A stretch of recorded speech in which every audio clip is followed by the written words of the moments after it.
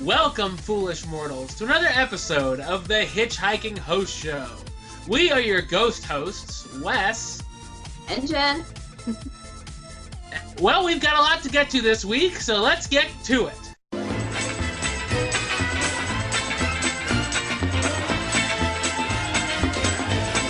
Over at Epcot, two of the quick service restaurants have added a few new dishes to their menu.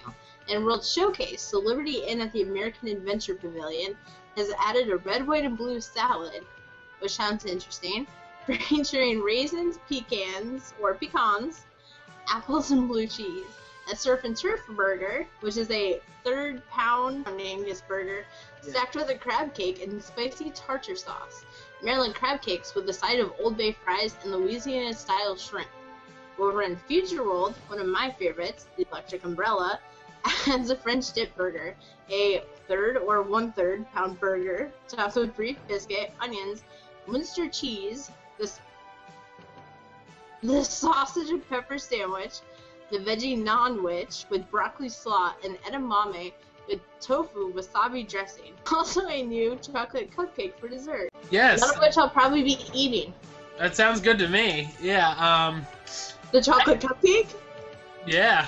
I think the ads to the Liberty Inn sound pretty good. I don't know about that salad, but the Surf and Turf burger sounds interesting. The Maryland crab cakes with the Old Bay fries, Louisiana-style shrimp. Yeah, all sounds good. I was telling Jen earlier that the Electric Umbrella used to be the old standby for me when I was a kid, and when on trips we usually go there at least once at the Epcot trip days. But yeah, I don't know about some of those ads. They don't really sound too appealing, especially the veggie non-wich. I think it'll be popular though, because I know Indian food, and my sister-in-law will probably kill me if I butcher this, but the edamame, which I believe is Japanese. And those are two very popular cuisines lately, so. I don't think it'll. It's not for me, but I think it probably will be popular. Yeah. What do you think about those ads to the menus? I'm excited for the chocolate cupcake. Yeah. I'm really not adventurous, so a lot of it's like, yeah, I have to see what it looks like first. I know a third-pound burger or steak, that's probably beyond my realm, but sausage and peppers are good, so I'll probably stick with the sausage and peppers. This month at Animal Kingdom, another baby gorilla was born.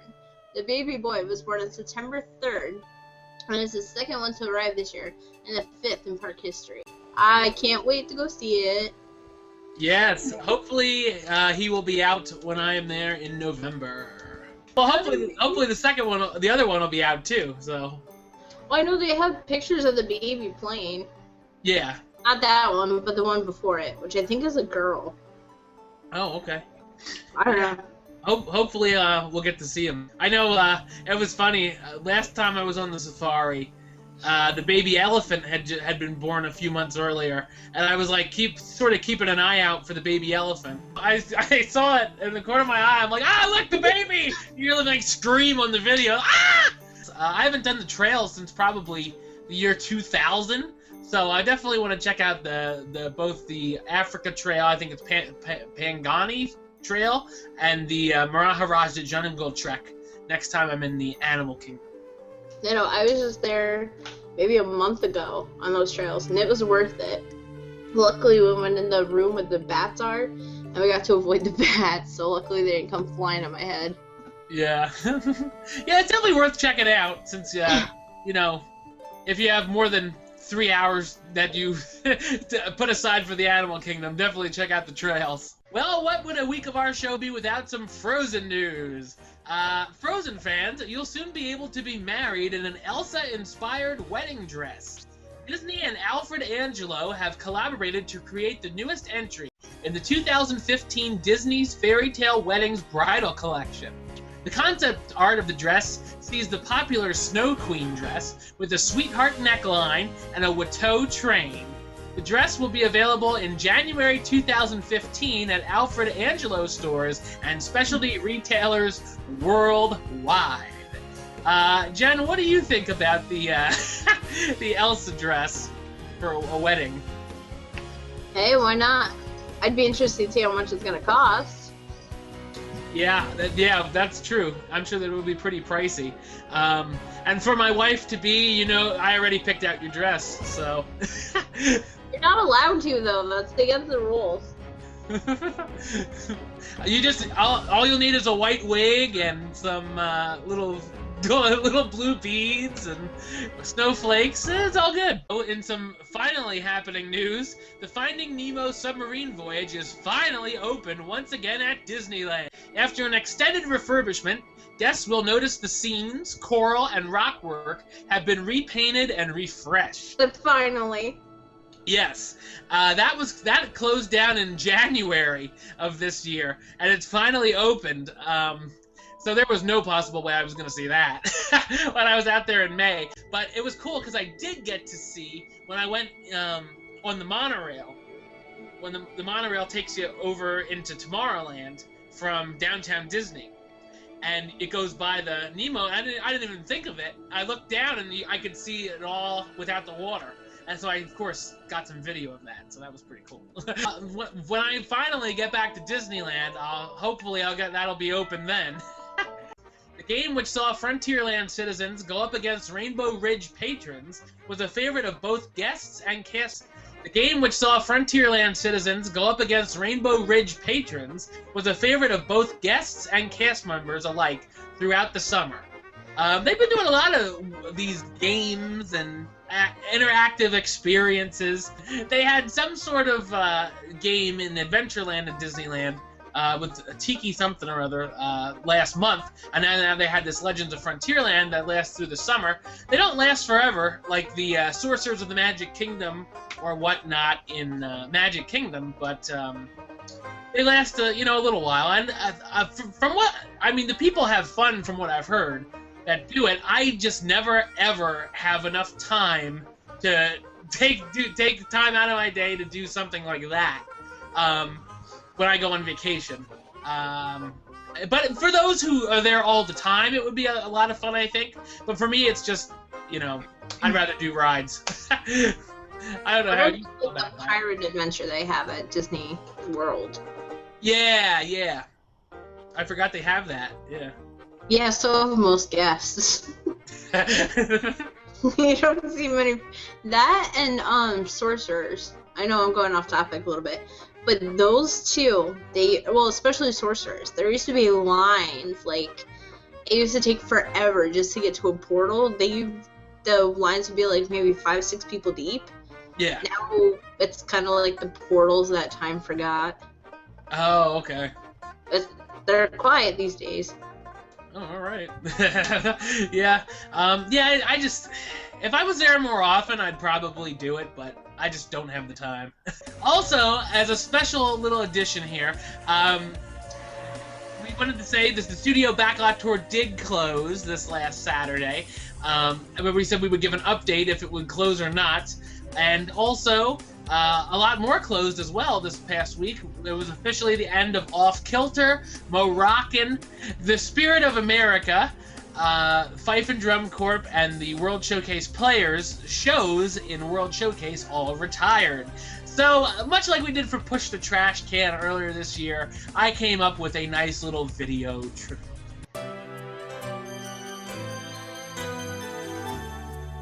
From a distance, the world looks blue and green, and the snow-capped mountains white. From a distance, the ocean meets the stream, and the eagle takes to flight. From a distance, there is harmony, and it echoes through the land.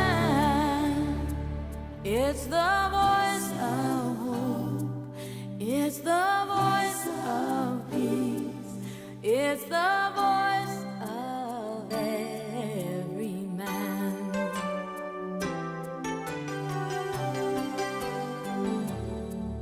From a distance, we all have enough, and no one is in need. And there are no guns, no bombs, and no disease, no hungry mouths to feed. From a distance, we are instruments marching in a common.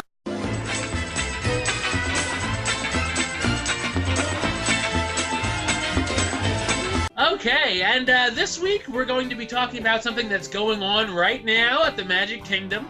We're going to be discussing Mickey's Not So Scary Halloween Party.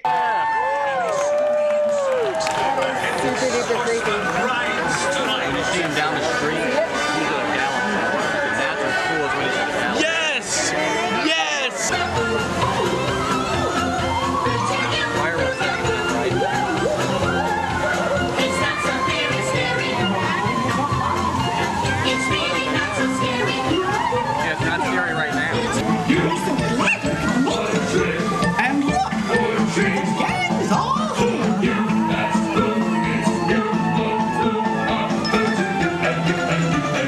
Happy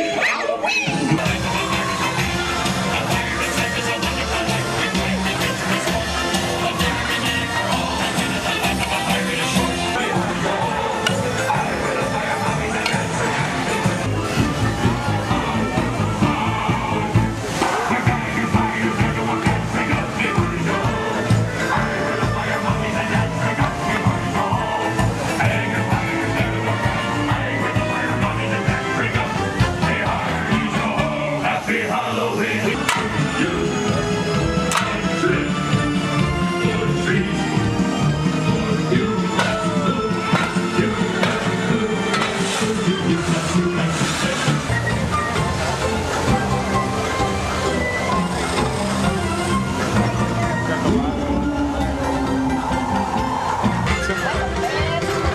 Scary Cowboys!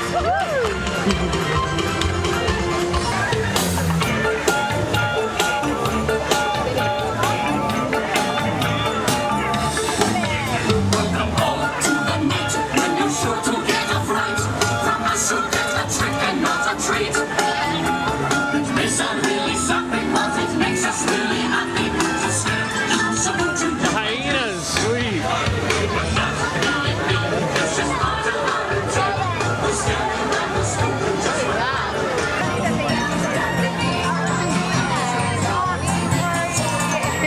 Recycling.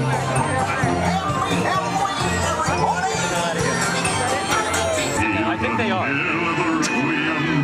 They told us to sit down. We're supposed to sit down tonight. I am your host, your ghost host.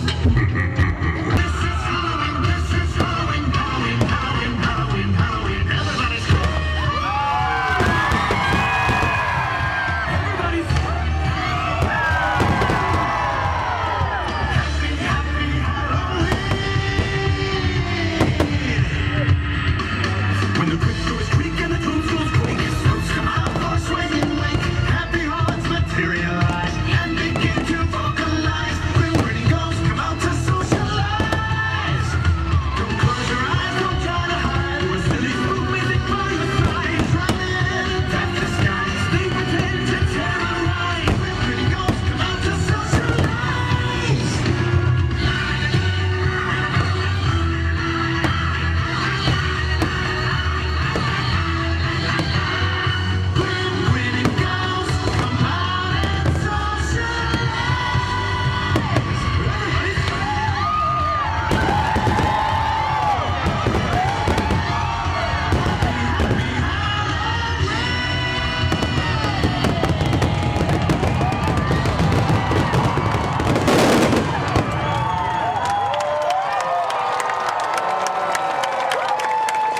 One of my favorite events is the Boo to You Parade.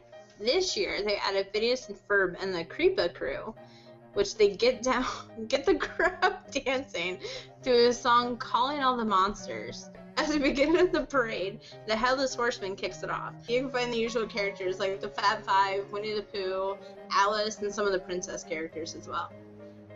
There's also a float with a pirate ship. On that, you can find Hook, Smee, Peter Pan, along with flag-twirling pirate Jack Sparrow and Barbossa. And of course, it wouldn't be something Halloween-themed without the Haunted Mansion. You'll see the Night Watchman and his dog, along with the Grave Diggers, Madame Leota's grave, ballroom dancers, and of course, the hitchhiking ghost. There's also a float. It's the Halloween Harvest Hoedown. On it, you'll see Clarabelle Cow, Brer Rabbit, Brer Bear, and Brer Fox, the Country Bear Jamboree characters, and of course, dancing cowboys. Because what would a hoedown be without their cowboys? New this year is also a Vanellope and Wreck-It Ralph on a candy corn truck. Weird, but that's okay. Then you can find Goofy's Candy Float, and you will also see villains, including the hyenas from Lion King, Pain and Panic, Maleficent, Jafar, and the Queen. Jen, you've said you've seen the Boo-to-You Parade. Did you like it? I love it, and that is coming from somebody who normally does not like Disney parades, because I've seen them all so many times. But I was telling Wes this story earlier. When I went to Not So Scary for the first time, it was pouring, like torrential downpour. We were soaked. But for some reason, we did not mind standing and watching Boo-to-You at all. And of course, they will hand out candy. So if you're with a little kid or somebody who just wants candy, make sure you're along the front lines. And one of the tips someone gave to us is if you're in the right spot. We were right near Haunted Mansion, near the stocks, and we kind of stopped and performed. So we got to watch the Haunted Mansion Gravediggers perform like a little shocking shuffle dance. I don't know what it was called, but the shocking shuffle. I thought it was good. This year's there isn't as much as there was the year I saw it. I saw it back in 2012 in person. I liked that they added Wreck-It Ralph and Vanellope, but it was sort of just random. Like Vanellope just walks by and Wreck-It Ralph's just like on this truck, like, "Hey guys," it's like right there. Candy corn truck. Huh? I think it's random around a candy corn truck. Yeah, it was, I don't know, but like when I went, there were some like really odd characters, like Kanga and Roo were on a float on a tree, and I like almost shrieked. I'm like, what the heck? Kanga and Roo! And Christopher Robin was a big shot with the Winnie the Pooh characters. But I like seeing the characters because they are normally characters you don't see in the parks. Yeah, that's what's nice about the Boo-to-You Parade. You get to see some more odd characters. So I like the hyenas, and Pain and Panic, who were at the Villains Unleashed, of course. But other than that, you get to see them in there. Yeah. And of course, the Headless Horseman I thought was awesome.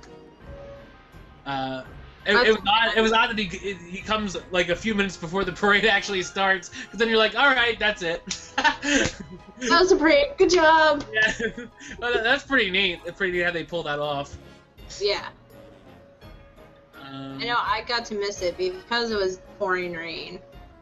So there are a lot of elements that we just didn't get to see, but that's okay. Oh, yeah. I was really disappointed, but that's okay. Also, there's the Celebrate the Magic Halloween version, which is basically the usual projection on the castle show, with just a little Halloween touch with some villains and whatnot, Maleficent and Ursula and stuff like that. There's also the Villains Mix and Mingle live on stage, which is performed on the stage at Cinderella Castle, which features dancers, of course, come out and do a few dances. This is what dancers do. They dance to a Halloween tune, and then Dr. Facilier croons "Friends on the Other Side."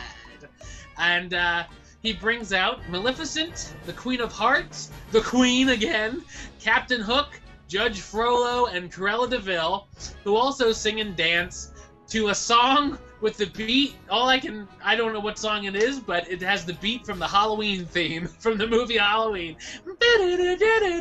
I'm like, okay then. Then they meet guests and whatnot.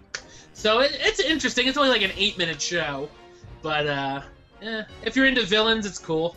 Also, inside the Diamond Horseshoe, they have a club villain dance party. You will see Lady Tremaine, Anastasia, and Drizella, and more party along with the DJ and guests. Along the walls, you'll find some villainy graffiti. Yeah, it looks interesting. It looks like the normal dance parties, but you get to it looks fun with the characters and whatnot. Also new this year is the Sinister Soiree, which is inside. We talked about it before on the show. It's inside Cinderella's royal table, which is inside the castle. It's hosted by Lady Tremaine, Maleficent, Cruella, the Queen again, Dr. Facilier, Anastasia, and Drizella all also appear for meet and greet, and they do some interactions and whatnot. There are some villain-inspired desserts. Maleficent, Cruella, and stuff have their different desserts. Entertainment, including the Tremaine singing "Sing Sweet Nightingale," and Royals by Lorde. Yeah, so that's an interesting remix. Souvenir Maleficent Dragon Cup that you get to keep, of course. And you get VIP seating for the Boo to You Parade and Hallowishes. Of course, this is one of the extra things. It does cost $99 for guests 3 years and older, and is a separate fee from the normal Halloween party admission. Jen, I know you wanted to talk about that. Well, I don't know. I think it's a little steep for a dessert party. And considering you get a cup, I know I've seen a lot of people that have gone to it. And I know they've all responded favorably. I've heard awesome things about it.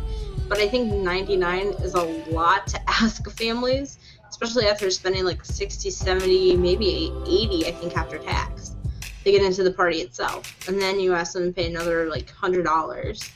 I think it's kind of steep, but I know there's people that are willing to pay it, so more power to you. Yeah, I was surprised when I saw the videos and it was packed. I'm like, wow.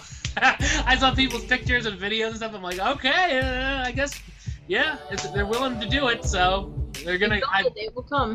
Yeah, that's true, and that means they'll keep doing it. So I'd expect something for the Christmas party as well. Also, at Not So Scary, you'll find special meet and greets where you can find Snow White with her 7 dwarves, Boo characters dressed up, along with the Fab Five, also dressed up in their Halloween costumes. You'll find Lotso, Jafar in Adventureland, Jack and Sally, and there's even a special character experience outside a haunted mansion. And Jen, how do you find those Pooh characters? What? How do you find those Pooh characters? Oh, I'm not singing. Do you follow the map that leads to Pooh? Yeah, sometimes. Watch the video. It's a good idea that they have the special meet and greets.